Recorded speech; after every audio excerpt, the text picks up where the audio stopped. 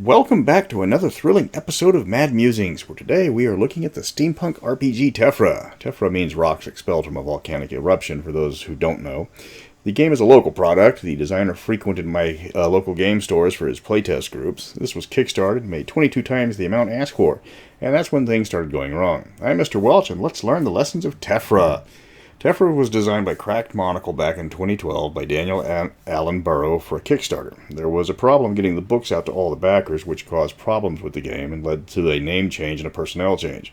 Remember when doing a Kickstarter to plan for shipping costs. But that's not a criticism of the game, so let's just move on. Tephra is set in a fantasy world with a variety of races and nationalities, all with their unique advantages. There's 5 attributes, whose levels are just the sum of the skill points spent in each skill. So if you have 4 skill points in dexterity, your dexterity is 4. If you spend a 5th point, then it goes up to 5. Doesn't matter what skill you put it in, it's all the same effect. Because of this setup and creation, you're going to have at least one attribute of 0, since you only get 5 skills at creation. The only thing skills do is unlock specializations you earn as you level up. Mechanically, it's pretty simple. Just roll a d12, add your bonuses. 1 is an automatic fail, though it takes a lot of words to say that. Dice explode. In fact, that's the only way you're going to achieve most of the higher successes. If you roll a 12, roll again and add that to the roll. Nothing new there. While the game is solidly stat skill, it does have a level system, so you gain new skills only when you've earned 12 XP. The number 12, as you can tell, is important to the theme of the game. Now, on to the original stuff. First, it's action point based. You start with 3 actions and you can spend them to attack, use skills, move, change your combat stance. You have wounds and hit points. Hit points are a blade of combat armor, and wounds are pieces of meat you're going to want to hold on to. Hit points only work in combat. If you're surprised, damage goes straight to meat. Hit points do recover rapidly, wounds don't. Taking specializations can increase your derived stats. So, for example, you take the specialty Blood Soak. You get +1 to your evasion, +2 to your defense, and you get 9 more hit points. There's also backgrounds, but those are a bit uneven, and some are purely for story purposes, and others give you solid mechanical bonuses. The core game is unplayable as written. You need expansions to play this. It will help you build a character, but there's little in the book about villains, setting up encounters, or even the vehicles that steampunk games are centered around. Of the 283 pages in the book, 175 of them are devoted to just telling you what all the skills and specialties do. And then you've got 46 pages of character generation. The actual rules themselves are only 14 pages in length. To be perfectly blunt, the playing guide is just that, a character generation book. It's not a complete game. There's a lot of supplements, typically ranging in the $15 range, and you're going to need most of them or all of them to get the steampunk feel right. The game comes across as quite uneven. Of the 175 pages I mentioned of just skills, 111 of them are just for the science skill. There's a lot of information given about building new items. Invention is a major focus of the game itself, and it has the most skills, with 6 skills in science compared to 4 skills for every other attribute.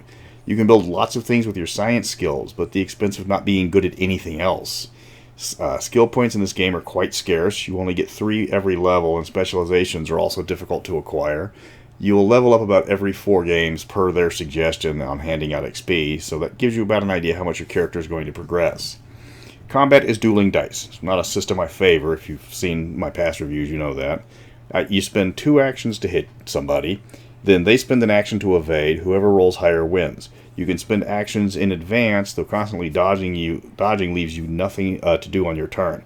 If you hit, the damage is determined by multiplying base damage by whatever tier your die ended up on. So a base success on a medium weapon is 4 points of damage. Then a 2-tier success is 8 points, then 12, then 16. Pretty simple. Weapons are divided in type and size, with weapons going from tiny to frickin' huge. The last one requires you to take an action and get in position just to use it. Your first roll is to hit, and if they don't evade you, then you roll for damage. The target rolls to resist damage, and the higher they roll, the less damage they take, in an exact reversal of the damage roll. I will say something, one of the most glaring things you'll notice in the version, at least the one that I picked up, is the art is all over the place. Some of it's quite good.